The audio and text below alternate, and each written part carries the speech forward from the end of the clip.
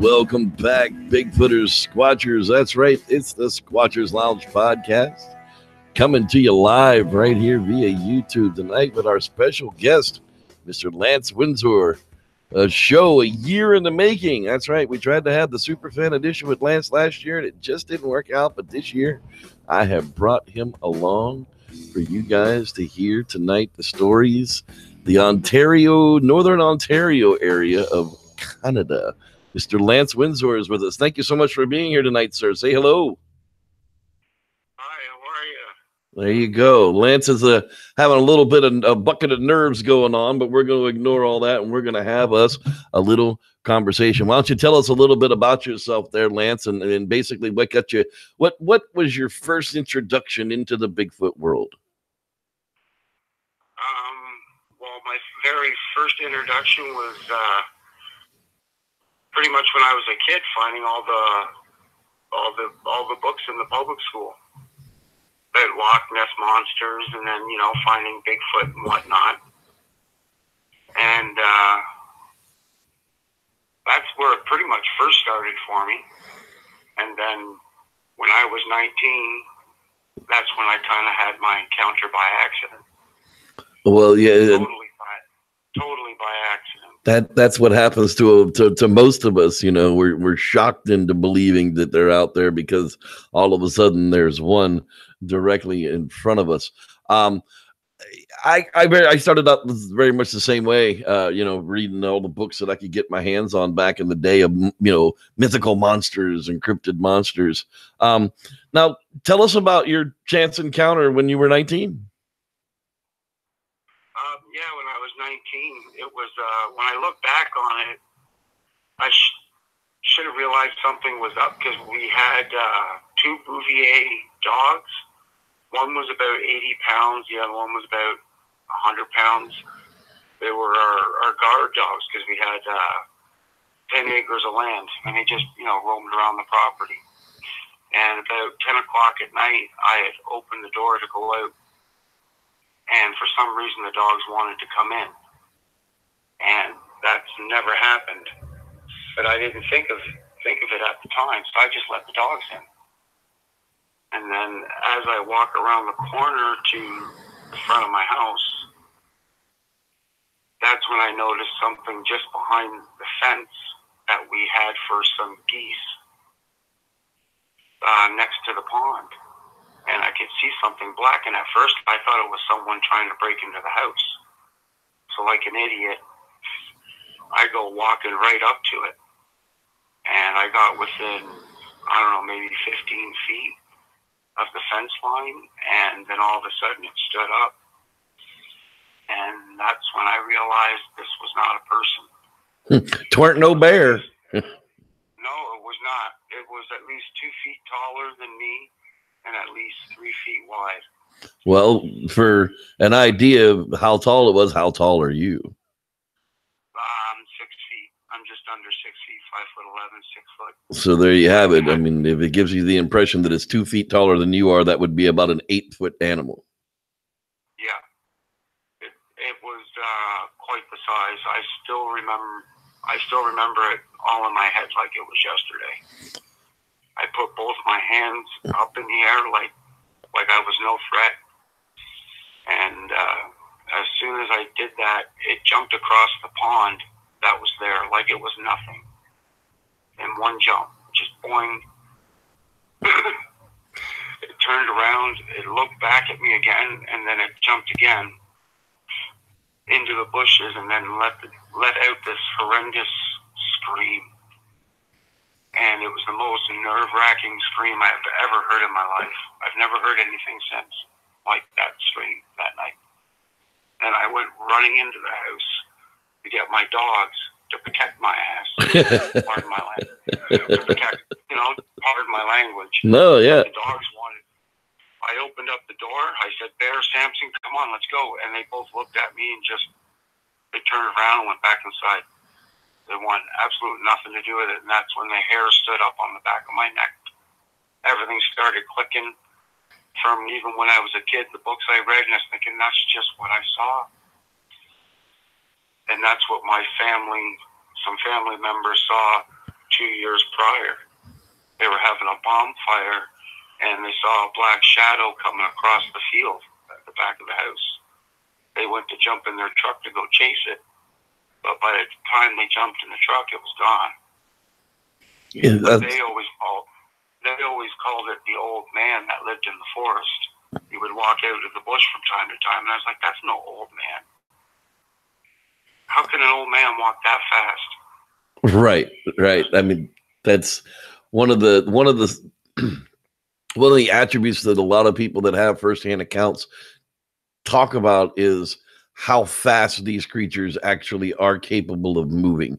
Like if they're spooked or they want to get away from you quickly, it's like before you can even blink your eyes a couple of times, you're not even sure what you saw because whatever it was gone. Exactly. It all happens so quickly. And it's just like you're left there standing there dumbfounded. You know, we do a lot of off-trail riding in the Sierras, and we'll come around a corner and see a bear moving up on a ridge. And by the time we come around the corner on the dirt road, that bear's nowhere to be seen because he caught wind of you. And they're literally, you turn around a corner, you expect to see a bear coming down the hill, and there's nothing. And then you look to your left, and he's already down the hill and through the valley. That's a bear. You know, the Sasquatch can move even faster than that. Yeah. Even just a couple years ago, I saw one there just off the trail myself. But all I saw was the black bear's head. As soon as he popped his head up, saw me, he took off running. He didn't want nothing to do with me. But but you could clearly see it was a bear. And this being or creature, whatever you want to call them, man, it was not a bear at all. Now, when I had my sighting, I was 16. You know, I was a young man like you were at that time, and everybody asked me, you know, what was the feeling that you got of the creature? Like, what was it? Was it a benign feeling? Was it a angry feeling? Was it a don't mess with me or I'll rip your arms off and beat you to death with them feeling?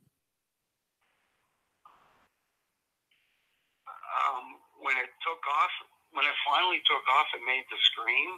To me, that was like, don't follow me. You'll regret it if you do.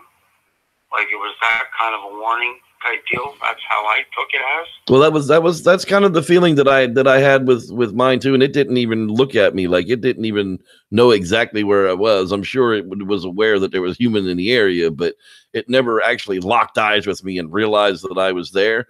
But that was the feeling of the essence of that creature was, I don't want to mess with that thing, because if I mess with that thing, it's liable to rip my arms off and beat me to death with them. I don't think it wants to, but I think if I mess with it enough, it'll do it. Oh yeah, and I don't think they would hesitate. I don't think it would hesitate if you provoked it. But they don't want nothing. I don't think they really want much to do with us anyways. That's why it's so hard to get them on film. Now, the type of property and the location that you're talking about, I would expect to be like in a rural area or like a farmland area type of thing. Yeah, it was actually just south of Stouffville, Ontario. Just on the outskirts pretty much of Toronto by about half an hour. All farmland. You know, and that's one of the things that I'm finding here in California, especially in the western side of the Sierras, is how close to town these creatures' range really is. Like where I live now, I'm 10 minutes outside of town, but if I drive another 25 or 30 minutes towards the Sierras, I'm into some serious, forest location. I'm into some serious territories. I'm into bear country. I'm into big game country. I'm into anything you can imagine you can shoot in California. I'm into that kind of country 30 minutes from a place where, 750,000 people live. Yeah, that's pretty much like where I live now. The town only has, it's a rural area. It only has 2,500 people. And the nearest city only has like just over 100,000 people in it. So up here in this part of Northern Ontario, there's really not a lot of people when you look at the greater expanse of it. So, but, they have all the same thing. They'll have moose that'll walk right through town. and you can't do nothing but just let it walk right through. Right. You know, it's very much like, you know, between here and Sacramento, we literally have like 150,000 city turkeys. I mean, it's so bad. They used to have a program that would relocate them out to the farmlands where people could hunt them, but it's gotten so bad now and so costly they can't even do that anymore, because we literally, you know, Sacramento is the valley that comes out of the Sierras. It's kind of their habitat. It's very, very strange. I would, you know, now in your winter times up there, how much snow, you know, falls? Do you get, you know, land? Do you get house trapped for a while? No, we don't get that much snow up here, but we'll end up with like at least maybe 2-3 feet, maybe more in the bush of packed snow. But to try and walk out in it, you'll end up to your knees or your hips. Trying to walk into it. I know the one year I brought a friend I know from Southern Ontario up to my area, and we found some tracks just off the road, and I had sunk up to my knees, but you could see these tracks were only maybe 6 inches deep, but they were clearly Sasquatch tracks. They were not bear, they were not moose, they were not, and you know what I mean? One of the attributes to the Sasquatch is big, wide foot.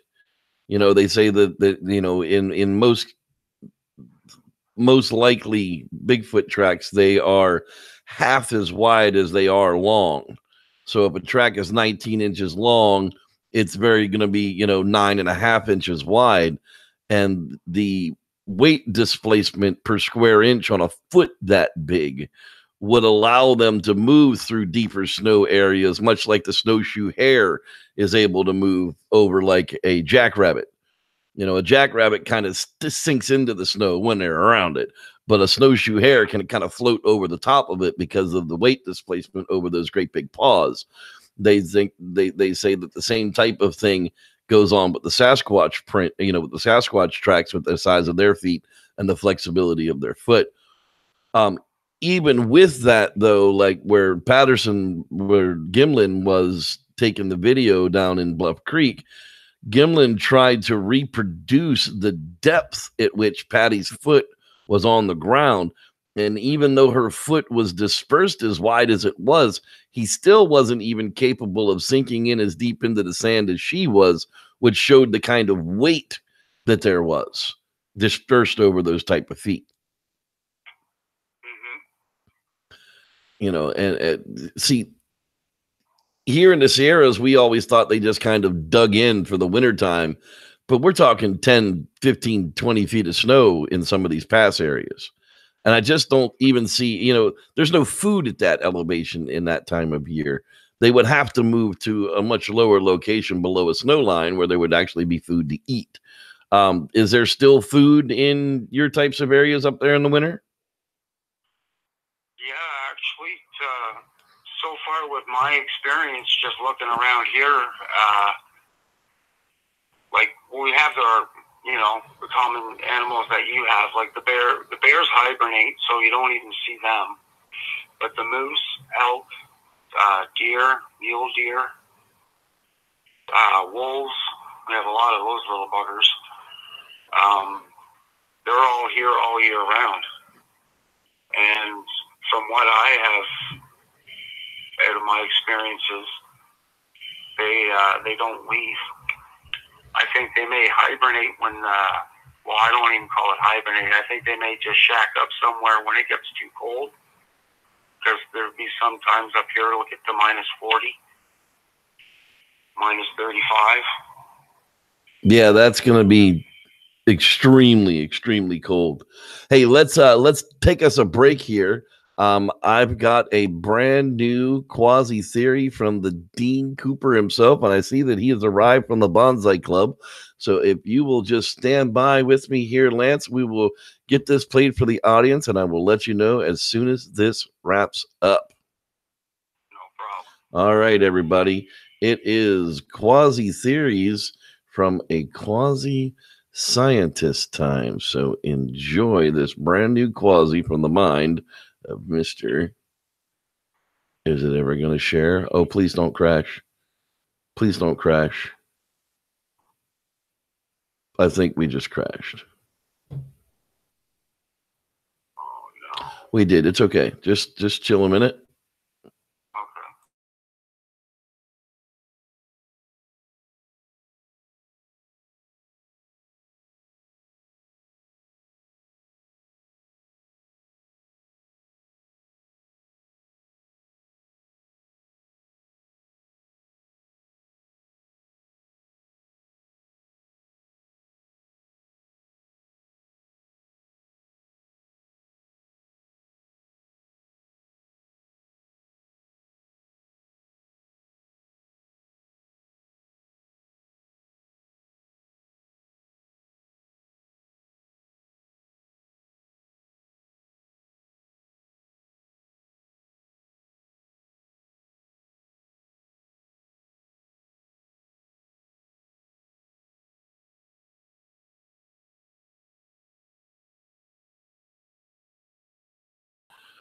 Okay, and I think we are back. Sorry about that, folks. It does happen from time to time. We know that YouTube sucks, but we're still doing it here live for you people. So let's try this one more time, and hopefully, hey, I think it worked that time. Yay. Okay, here we are, folks. Quasi Theory is from a quasi scientist time. The body problem.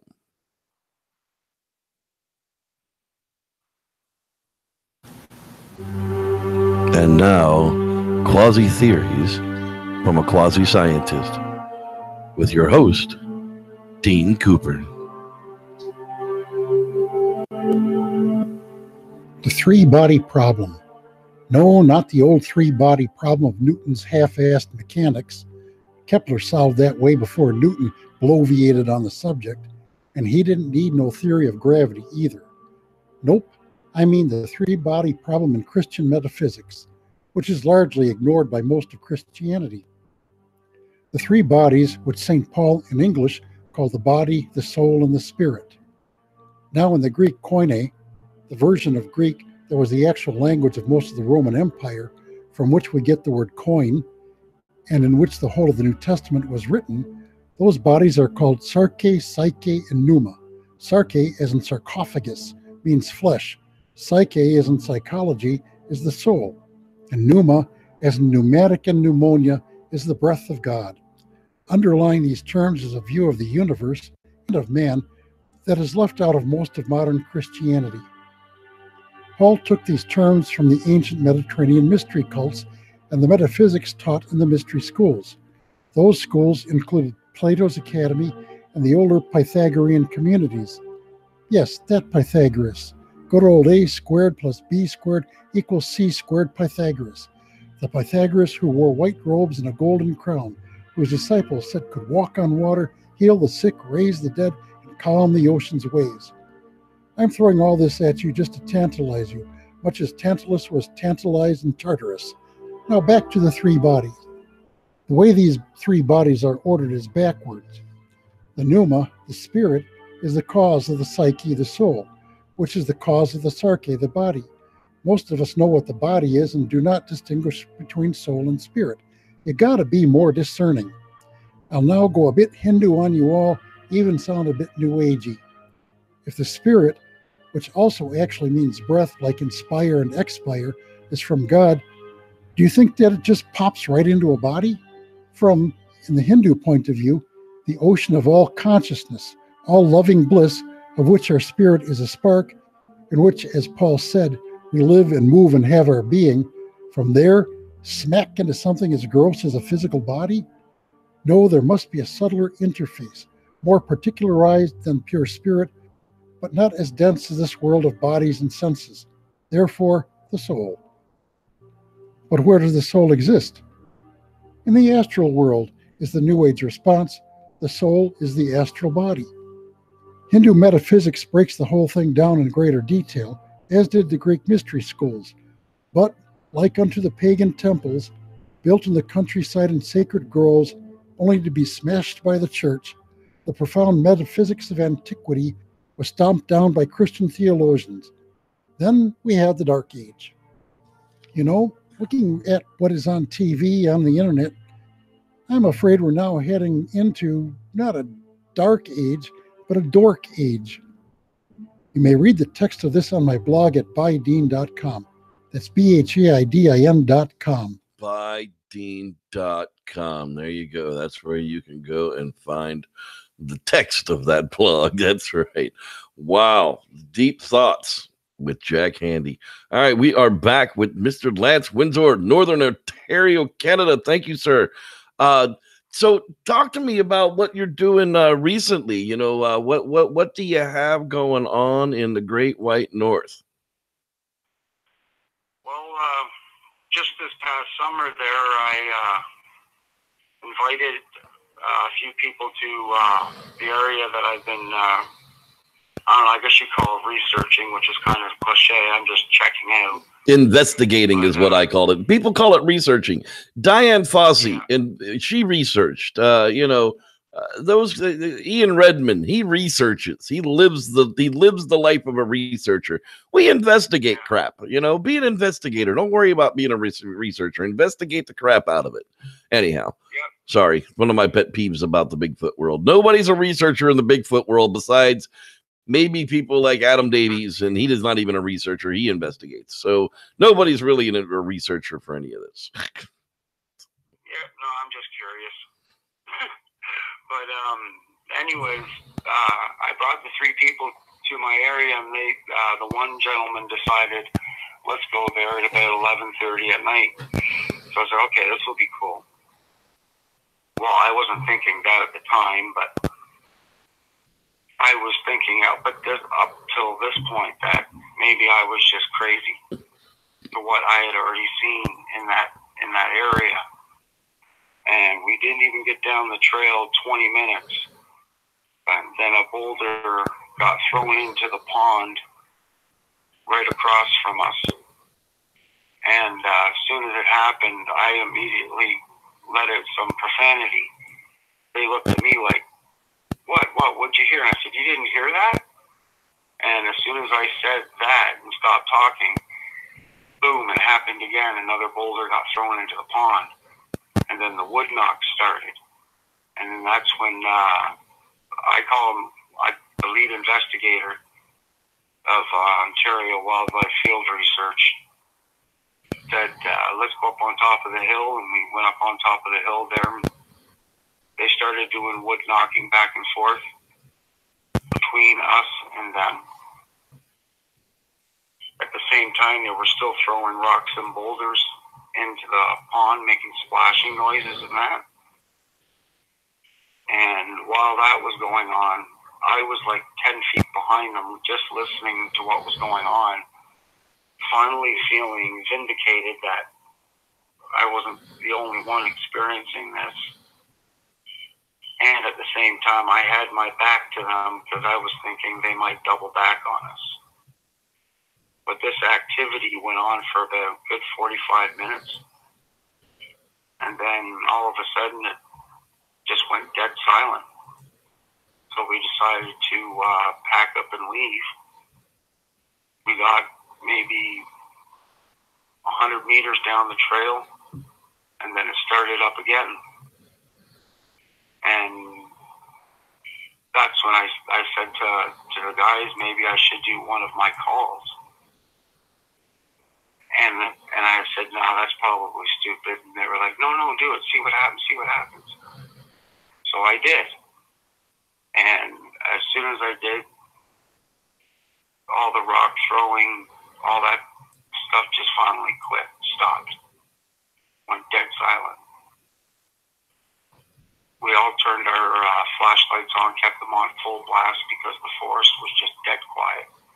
Couldn't hear nothing, no sounds, no crickets. It was just, I thought it was a very eerie feeling for it to end the way that it did. And we just slowly made our way back to the truck and got in the truck and left. That's wild. That's the kind of experience that everybody's looking to be lined up to do. Hey, I did skip over one thing, and you can help me with this. I did skip over the hangout shout out, so let's take a moment here and say hello to everybody that is hanging out there. I did lose all my earlier conversations, but I think we'll be able to get everybody in here. There's Krista, the monster truck gal. How you doing there, young lady? So glad you're with us. Brown Dwarf is with us as well. The Reverend Matthew Gaines. Hello, Reverend. Candy Apple. Hello. Sam. So glad you're with us. Gandalf the White. That's right. We got another wizard in the house. Al Ahmad Mohammed Shahala. Hello there and welcome. Shane Barber, the Cryptid Monster Chaser. That's right. There he is right there. Hello, my good friend, sir. Mr. Dick Richards. Hey, is that Dick? Get it? Dick Richards. Yes, there you go. Rod Dupree, he's always in the place to be. Mr. Yikes 721 is back. It has been too long. Welcome. Dave Jackson, there's our friend Dave. He's in the house tonight. Hello there, sir. Dave. There you go. Starshine, she's swinging her tool around out there. Be careful. She'll hit you with the band hammer. She has that power. Mr. Spike Jeff is in the house. Hello there, sir. Glad you are with us, as well as Mr. Dean Cooper, the Quasi man himself. Hello, Mr. Dean Cooper. David Pilates is in the house. There he is. Are you doing Pilates with us? Pilates? I don't even know how to pronounce his name. It's not the real guy unless he's trying to have the debate that I challenged him to. And that's still open anytime, any place, any subject, even if it's the color of bubblegum on the street. There, Mr. Tim McCune. How you doing there, sir? Glad you are with us as well. Let's see here. Down, he's also, I forgot, the Reverend Dean Cooper. That's right. He's become a reverend with us as well. Welcome to the fold. Jonathan Doty. Hello, sir. Hello. Hi. How are you? Glad you're with us. The Life and Times of JCM. That's right. The man behind Gone Camping. There he is with us as well. Oh, look. Oh, there. Gets it off my microphone. Oh, shit. You still with me? Okay, because I just knocked over the part that was holding you up. So, hey, we're fixed now. Yeah, we're good. Hey, it happens. Fang. Hey, we're live. Mr. Fang. Keith Harden is in the house with us as well. Hello, Mr. Keith. Strolling down here. Vibes of Truth is in the house. They know a lot about Ontario. Let's see here. There's more people. I've seen more people. Obsidian Radio is in the house. There you are. He's over there. I saw Don Reif was in the house as well. I have not been to the Viking nor to the Marysville Casino place yet because I'm not a drinker, but I do want to try the Viking joint. I do want to go there. Let's see here. Mael Coins Beach Fishman. Hello there. I got you're killing me. You're just he's trying to make it so that I can't pronounce it, but I'm a cunning linguist, sir. Trust me. I've had jobs where they brought me every fucked up name they could ever find to pronounce and had me call them. Hello, Mr. Hong Kong Twa Ling Tang Yoya. Yeah, that was pronounced pretty close, I'm sure.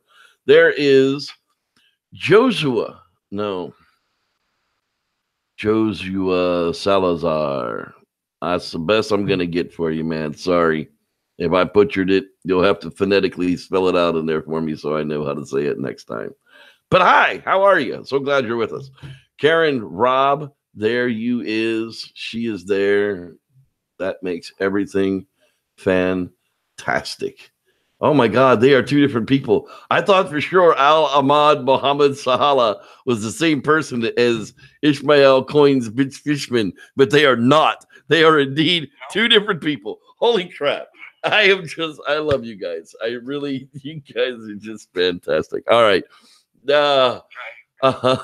Thank you so much for waiting on that. We are back. Brunilda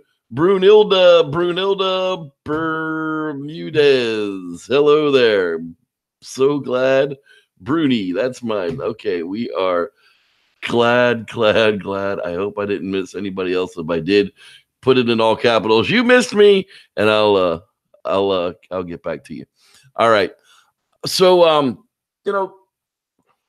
where are you on the lines of the Bigfoot creature? There's all kinds of trains of thought in it. There's the mysterious supernatural Bigfoot that can disappear in plain sight, and there's the magical portal Bigfoot that can climb through portals and turn into orbs of lights and tree and touch your crotch and heal your ailments. Then there's those of us like me who think that, it's fantastic enough that these things exist, that they're blood and flesh creatures, just very rare to run into. Where are you on those lines? I'm on the same belief that they are just another form of human, just on a different branch of the same tree. Where they lie in that evolutionary tree, who knows? But I don't, portal squatches and all that other malarkey. No. Right, and then okay, well that's a good answer, and I'd like to refine that a little bit, because I'm the same line. I call them the fifth chimpanzee. In this world, we have chimpanzees, bonobos, billy apes, humans. Yeah. Those, we are all of the chimpanzee line, and then Sasquatch could very well be of the chimpanzee line. But then there's the side thinking of that I've come across as the Paranthropus line, which is the big, robust, thick-bodied, harried, upright walking, big-jawed creature that's kind of always walked along Homo sapien. Even when we were Cro-Magnon man and Erectus and Neanderthal, there was always this Paranthropus species besides us. And the word Paranthropus, like Paranthropus blackie, actually means besides, as in walking besides humans. I mean, that was kind of the thought that went along with it. If history has always shown us that there's been Paranthropus species that walked alongside the human evolutionary chain, why would now be any different? No, it wouldn't be. No, it wouldn't be at all. And that would explain, to me anyways, the one that I saw in the wintertime in that same location. But it all happened so quickly, I put it up to pareidolia. Now, what I've got up on the screen for the people to look at is that map that you had sent me that has all the little red Sasquatch people, or all the little red people on it, and the yellow footprints. Why don't you explain to the people what it is that we're looking at here? Well, there is just a snapshot of the general area of where I live, and all the red dots, which I hope this should be all good. All the red location dots have all been reported locations where people have seen Sasquatch. And the yellow ones are places where people have actually found tracks. And you're based right there out of French River itself. Yeah. And I'm pretty much in the middle of all of that. We talk about Canada a lot, and one of the things we talk about how vast it actually is. Like one of the people they were talking about in the chat room there, that Ontario itself is literally the size of 2 Germanys. For people to actually get in their mind how big of a vast territory Ontario really is, you could fit Germany in, and Germany is a big country. You could fit Germany inside of Ontario twice. That's how big of I mean, they say you can drive all day and you've moved about a quarter of the way across it. Yeah, no, it does. I've driven across Canada there to British Columbia and back, and it takes you at least 2 days to get out of Ontario. Now, if you were going to get one idea across to the people out there watching this show about Bigfoot, what would that idea be? What would the idea be? Yeah, well, if you wanted to tell, if you wanted people to come away from this interview with one of your experiences, what would you want them to remember about your time on the show? Is there a particular story that's your favorite? Is there an encounter that's been recent that you'd want to share? What with regards to one of mine? Or? Yeah, one of yours. You know, what if when people walk away from this show, they're hey, that guy from Ontario was talking about one particular thing. You know, have you found a set of tracks? Is there, you know, tell me your scariest Bigfoot story. The scariest was just a couple of years back before bringing people there to that area. I was still going there out of curiosity because, to be quite honest, I just started getting curious, and then I found your show, and you and David were talking about certain things to look for in the forest, and I just happened to find a certain location that was the same thing. So I went up the trail looking, and that's when I found my very first track that was in the mud, but I couldn't cast it or anything, unfortunately. I didn't have any casting to begin with, but I took a picture of it, and after that, I was getting kind of creeped out, so I decided to leave. And as I was making my way back to the truck, that's when I heard this ground pounding with a mumbling growl.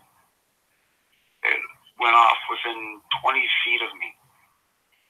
And as soon as that happened, I did the stupid thing you're not supposed to do, was to run. I ran, but only for about 20 feet, and I stopped and looked back, but there was nothing there. But whatever this was extremely powerful.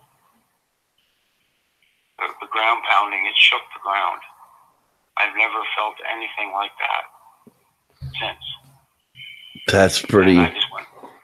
Yeah, I went back to my truck and took off. You know, that's the funny thing about like all the Bigfoot campfire stories and, you know, the true Sasquatch tales that I talk about. That's the reaction that most people get. They're like, "F that camping gear, man! Get in the truck. We're the hell out of here." And I can't say that I blame them. I mean, I would be terrified myself. I really, really would. A couple of late check-ins to the hangout room that I may have missed or may have come in late. Forrest Cop, hello there, sir. So glad you are checked in with us as well. Wes, I believe, is floating around out there somewhere. The Squatchy Inc. man himself as well. Collier Wilmus, we love you, dude. Cassie and Squatchbox and Oreo Cream Rocks, check in with us, girl. We're wondering where you are. We know you disappear from time to time, but you know, check in for sure and let us know that you are out there. I saw another one that I didn't want to miss, and now I can't find it because I've lost it and I've missed it. Oh, there it is. Scott Espinoza. Hello there, sir. Sorry, I missed you earlier. I think that is everybody in the house now. Kick me in the butt if I missed you at the bottom of the show. All right, we're going to wrap this up because I do have a Bigfoot campfire story to go out on. Heather G, there you go. All right. Sorry I missed you last time. I'm glad I didn't miss you this time. See, that's why it's important to remind me. Brown Dwarf, if I didn't say hi. Pretty sure I did. I did now. There we go. Okay. Yeah, that's the whole thing about the Bigfoot things is, you know, everybody wants to go Bigfooting until it's time to go Bigfooting. Yeah, that's the problem that I have. Like, I go out by myself. So when I get people to go with me, I find it a bit of a treat. But after those encounters that I had, we were supposed to go back the next day, and it was almost like nobody wanted to go. Well, like one person was busy, but it just fell apart after that, and we didn't end up going. So it was just like, oh man, come on. But like you said, takes a lot of nerve. It does. I mean, I get a lot of signups to go for the big camp out every year, and we usually only end up with about 40% of the people show up because they say, "Yeah, I couldn't really get the nerve to come out there and go camping with you." But sorry about that. Yeah, I get that too.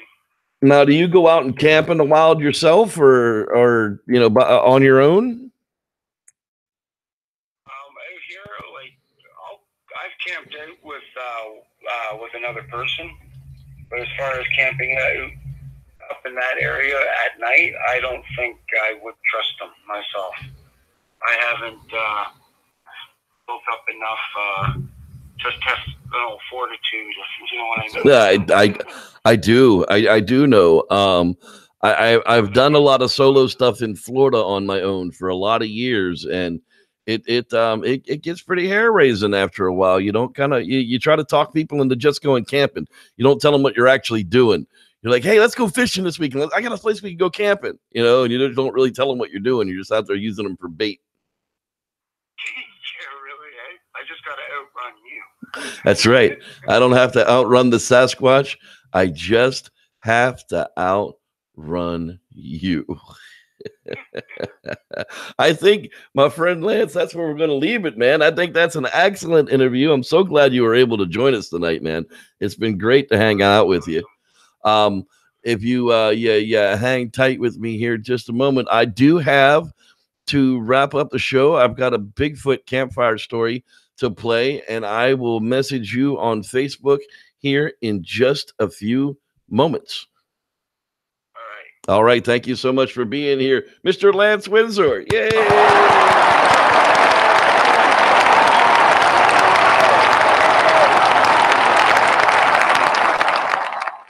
All right, everybody, there we go. And we do have a Bigfoot campfire story, the gold panning nightmare to unleash on y'all for tonight. That's right. Don't forget about the Patreon. That's right. You can go out to patreon.com/cryptid corner. That's right. Cryptid corner. And the Reverend Jeff, you can find there's already 6 stories up there. I am working on cannibal dwarves. That's right. Cannibal dwarves on the next Native American legend. I don't know how you can go wrong with that. I don't think you can. I think that's absolutely the way it's going to come down. So with that, everybody, I want to thank you guys for being here. We'll see you next week live for the free Wednesday podcast, 8 p.m. Pacific time, right here on YouTube. And you can find that for free on the Patreon feed as well in audio only form the next day. Hey, if you guys out there, the patrons, would like to have your own RSS feed so that you can feed the shows into a podcast program, let me know. That can actually be done. I just don't have it set up that way at the moment. So thanks everybody for being here. You guys, I'm sorry. Thanks so much for being here, and may the Squatch be with you. Welcome to another episode of Bigfoot Campfire Stories. This prospector went panning for gold near Nome, Alaska. It wasn't just the grizzly bears he had to be on the watch for. Let's hear his story. Hi, I'm Larry, and I'm a prospector. Well, that's how I introduce myself around town in most places. You never know when you're going to get a gold story that just might be true. My father and grandfather were both gold prospectors, and I was born into the life, and I love every minute of it. I decided to take a trip up to Nome, Alaska to prospect in the shadow of my granddad in 49. He had told me how to find a small creek called Bear Creek that was difficult to get to, but should still be full of gold. So I decided I'd spend the summer camping and prospecting while living some off the land. I'd arrived in Nome and bought a quad to use for the summer, a truck with a small trailer to haul it all around and to get in as far as I could get. Well, I was in town for a few days before setting out, and anytime I mentioned Bear Creek, the locals would either laugh at me or cringe, depending on their background. I finally asked one white fella why he laughed when I said it, and he replied that I was chasing legend gold nuggets and that they don't exist and that no one can get to Bear Creek and actually prospect it. Everyone runs away shortly after getting there. I mentioned it in the butcher shop, and one of the natives cringed, so I asked, and she told me that they were the wise old hairy ones that lived out that way, and white men should not go there. If you do, the hairy ones won't be happy. Of course, I couldn't take either serious, but I did go to the pawn shop and buy a 30-06 rifle and a 357 revolver. I guess better safe from the grizzlies, if nothing else. Well, I gathered up my camping gear and enough food for about 10 days and set off to find Bear Creek. My grandfather's directions didn't help very much, but thankfully, with the help of some locals, I found the trail that would lead me up to my quarry. Well, I drove the truck up the trail as far as it would go, and I made it about a mile up the creek before I could go no more, so I got the quad off the back of the trailer, loaded it up with supplies, and started off-road. The trail was no problem for the quad, but this was big, lonely country. Not a soul I've seen since I left the road, and not a sign of people either, not even garbage. I finally found a bend in the creek I liked, so I got out some tools and panned a few yards of dirt. Sure enough, there were colors in the pan, enough to make me smile and decide to set up camp. There were plenty of wildlife. With it being summer, there were fish in the creek. There were wild edibles everywhere. With this being the case and a giant case of ham and beans I brought along, I could pan this whole bend out before I have to move again. So I went ahead back, grabbed the chainsaw and the axe, and set up a small camp nearby. Set up a nice lean-to with some cut poles and a tarp. I built a fire pit and a spit over the top with a little grill off to the side. A blow-up mattress and a sleeping bag were about all the comforts I had brought with me, but it'll make do for some comfy sleep.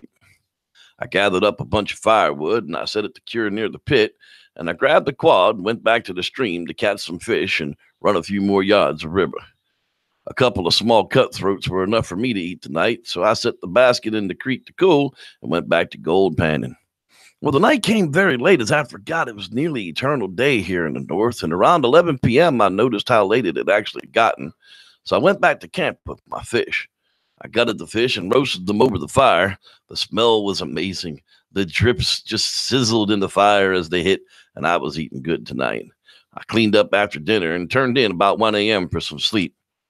The area was strange and the noises were alien to my ears, but I fell right off to sleep, and I seemed to have slept forever. I woke the next morning well rested about 10 a.m., and I put a can of ham and beans on the fire for breakfast. I took care of that morning ritual. I noticed a big pile of bear crap on the other side of the clearing from my camp, and I thought I'd better make sure everything's put away before I head out. I ate up the food and cleaned up once more, then hung the food sack from a nearby tree and setting off for the creek. I stayed nearly the whole day until late afternoon and went back to camp about 5 p.m. I figured no need to kill myself out here. Upon arriving back to camp, I found my whole setup was nearly wrecked. The tarp had been ripped down from the poles, my food bag ripped down from the tree and trampled all over. The fire had seemed to be covered over by dirt. All the food cans were still there, but something had been chewing at them in an attempt to get them open. It seemed to be very strange for bear behavior, but I just fixed things as needed and put the camp back together. Well, I relit the fire and grabbed one of the gnarled cans and worked with what I had left. I had a strange feeling about me the rest of the evening and decided I'd turn in early to do a better job tomorrow. Well, when I first awoke, it was dark, very dark, and the noises that startled me were aggressive. I was sure I had an angry bear coming in, and I didn't care about my fire. I grabbed the rifle, and I slid out of the lean-to and shined the flashlight around the camp. And that's when I first realized this was no bear. I froze as my light lit up the creature, like anything I'd ever seen before. Standing on two legs, covered in hair, and huffing and chaffing its teeth at me in anger. I flashed it in the eyes, and it screamed like an angry animal and rushed directly towards me. I fumbled with the rifle, but it reached me long before I could fire and shoved me to the ground. Well, I tumbled over towards the quad, so I went for it. I got right on it and started right up. I put it in gear and I mashed the thumb throttle. As I looked back to see the camp, I could see the creature covering over the fire once more with dirt, and then the sound of the camp just crashing all about it. Well, I hit the throttle again, and I flew as fast as I could back down to the truck. I put the quad on the back, didn't bother to tie it down, jumped in the truck, I drove straight back to town and found that the cafe was still open. I went inside, sat down, and ordered a cup of coffee. Before my coffee had arrived, I noticed the same old native lady that had warned me just happened to be in the cafe, and by my state, she looked over at me and said, "See, the hairy ones don't like people going in there. Now go home." Well, I drank 5 cups of coffee and went back to the hotel. The next morning, I had the nerve to talk to the guys at the gun shop about what happened, and their response was not what I expected. They told me simply that this is not the first time they've heard an outsider tell such tales and simply dismissed it out of hand. Well, that was enough for me. I sold them back the guns I had purchased from them. I went back to the hotel, packed up what was left of my stuff. I caught a flight home late that night. My off-the-grid prospecting days behind me now. It was definitely the craziest thing that had ever happened. You know when the stories are just there to scare you or just keep you away, and yet other times the stories are true? Well, that's what this poor prospector ran into. Thanks for listening. I'm Reverend Jeff, and may the Squatch be with you.